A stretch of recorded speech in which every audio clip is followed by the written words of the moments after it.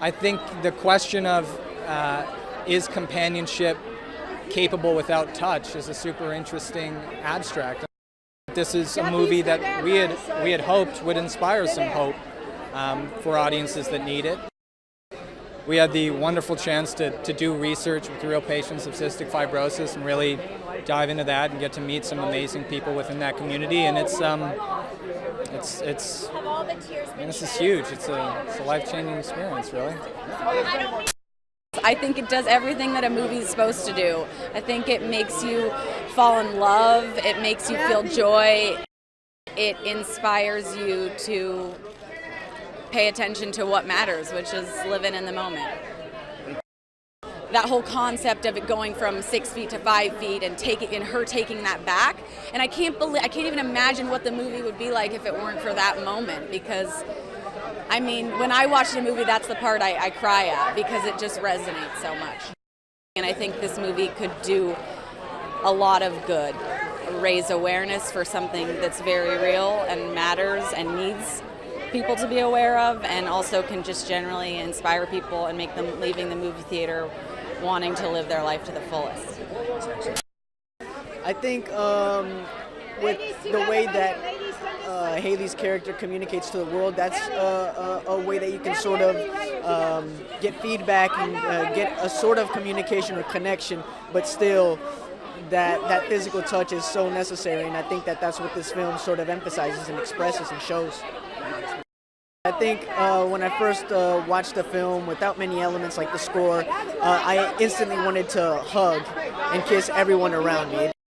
Just living in these hospital rooms part-time really helped to feel what it might be like to be there full-time. I couldn't be more grateful. This is a dream come true. I just made a movie. Like, what? Like, who gets to do that? You know, I don't know. With incredible people, I just couldn't feel more blessed. Haley and Cole are a dream come true.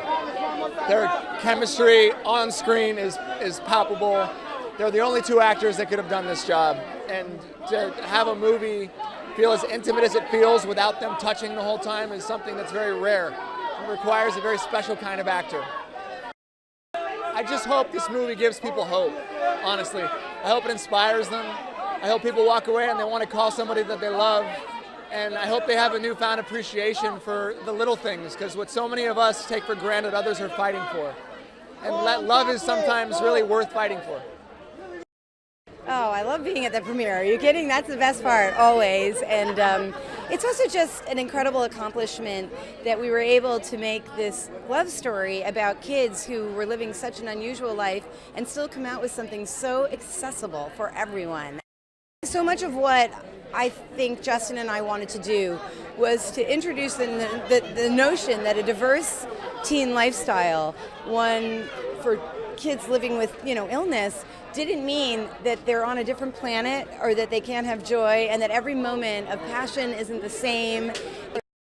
Justin, like I said, he's one of my roommates for a long time, and then we both had our own careers go. And he texted me late into the process like, hey man, do you have any songs for this?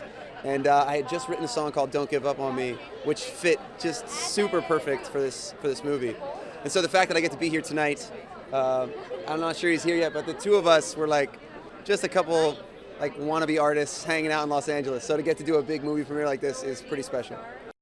I think it's like this idea of a love story that has such high stakes because they're both going through it, And the performances are incredible, and there's just a lot of heart and soul in this thing that people it's just going to heart-wrenchingly beautiful. That's what it's going to be. The movie is all about how we're all breathing borrowed air. And the music kind of has this exhale, inhale, emotional component to it.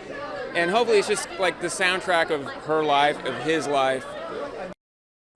I think once it dawns on people that really this film isn't just about people with cystic fibrosis or having a terminal disease or anything like that, they're really only here for so long. And you better live life for the fullest while you're here. And these two really embody that. And I think it's a celebration of life. I think people are really going to gravitate to people finding a way to love in difficult circumstances.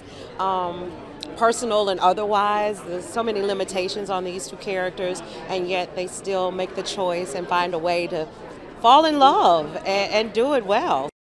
I just love that they are able to find a way, a new way of connection, which almost feels like a deeper connection. For someone who can't touch, being able to touch someone really can make a difference. So I think people will walk away with a desire to be more connected.